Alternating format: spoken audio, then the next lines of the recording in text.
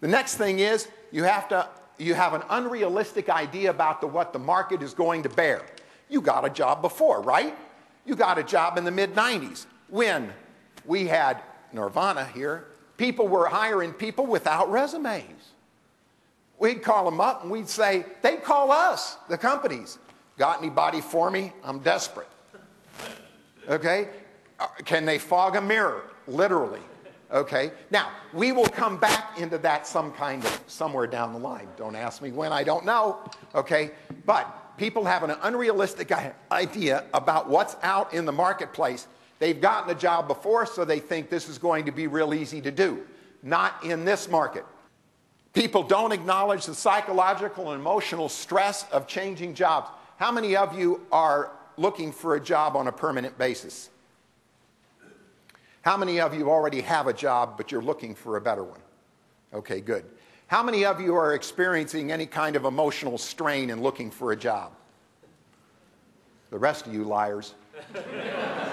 Come on.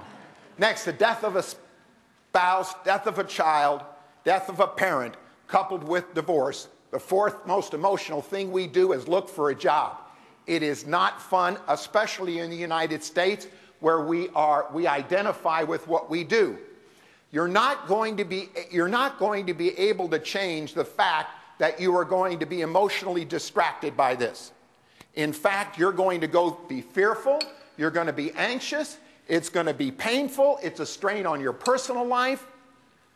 I've seen people get divorced over the fact that one of them could not get a job. It's a strain. You've got to recognize that. You're not going to be able to do away with the emotions, but you're going to have to be able to deal with them. What's the best way to deal with them? Get over it.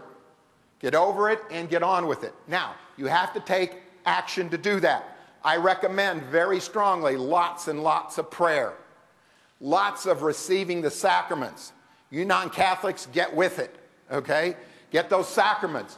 You've got to be able to feed your spirit and your soul as well as your heart and your body. And don't think that evil doesn't go after the weakest link. Look at that old boy up in New York a few months ago. He lost his job, he killed 8 people. Don't tell me that evil doesn't exist, and it will go after the weakest link. So when you're looking for a job and you're at emotional distress and dis-ease, evil and the devil will try.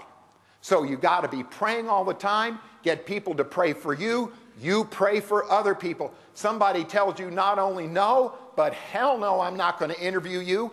What do you mean we told you we were going to hire you? We lied to you. You pray for those people, okay? And give to them. Because the more of the giving you do like that, the more it's going to come back to you in ways that you don't know.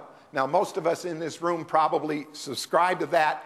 It's easier to say than it is to do, okay? But you've got to spiritually grow. Then you have to take massive, massive action. This is a numbers game. You got to get in front of as many people as you possibly can. You've got to call as many people as you possibly can. Numbers, numbers, numbers.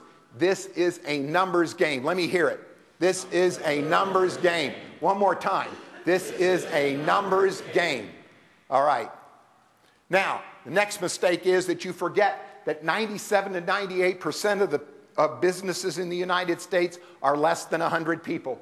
They are not good people. There are 7.5 million business establishments in the United States. They don't operate with great business acumen. They focus on what they do rather than who does it. They think that if they do what they do well enough, they're going to have a good business. And in short, just like the individuals that run them, they are ambitious, greedy, selfish, lazy, impatient, vain, and ignorant. But personally, they are seeking safety, security, comfort, love, respect, and fulfillment, just like all the rest of us are. They do not have a real system of doing business. They operate with a seat-of-their-pants mentality. They don't care about you unless you're going to help them run their business. And for the most part, they're scared, they're surviving, they're squeezing themselves and the people that work for them until the economy turns around. In short, they're what Teilhard de Chardin said, they are spiritual beings acting human. Hiring people, if the fourth most emotional thing you do is look for a job, hiring people is the fifth most emotional thing that people do. It's scared. There is a great amount of doubt, uncertainty, and fear. There are those of you in this room that have hired people. You know what goes into that. You have no idea what you're getting. Now, if you catch on to the fact that these are spiritual beings acting human, they're going to lie to you. They don't intentionally lie, but they're going to tell you, we'll get back to you, we love you, you're perfect. So they're spiritual beings acting human, and you've got to expect that. If you have no expectations about expecting that, when it happens, it's no big deal.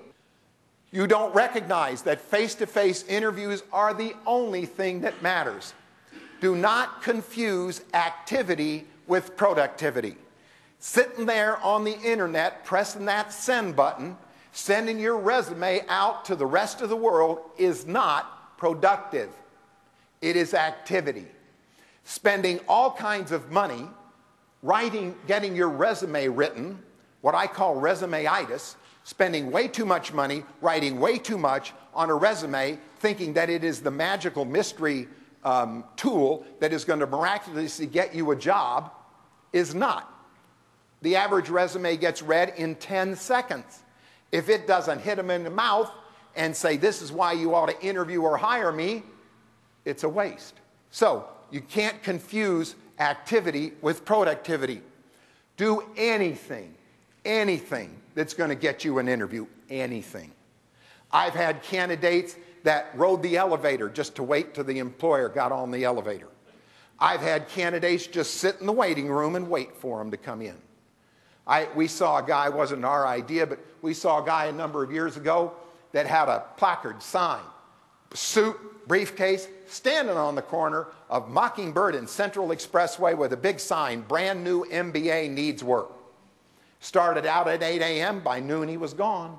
I don't know where he went, but he probably got a job. Any way you can, you've got to try to get an interview. That means calling your friends, your relatives, your in-laws, your outlaws, the people that you used to work for, people that you used to work with, any way, shape, or form, and for goodness sake, keep track of it. We recommend in the Job Search Solution, the online program and the book, keep a track of what you do. Call people back every 30 to 45 to 60 days, because I guarantee you, the first 2 times you call them, hi, this is Tony. I'm your wife's cousin, and I'm an accountant. I've got 15 years of experience. I'm looking for a job. Do you know of anybody? The first time you do that, I can try to remember my wife's third cousin. What are we talking about here? But the second or third time you call them, don't be surprised if you hear, oh, yeah, you know, my boss was saying we've been looking for an accountant for the past 4 months. Why don't you come on in? Now, the majority of companies in the United States, and we'll get to this in a minute, do not have HR departments. 98% of them. So you want to call the hiring authority with pain. Anything you can to get in front of a hiring authority with pain is what you do. And have a follow-up system.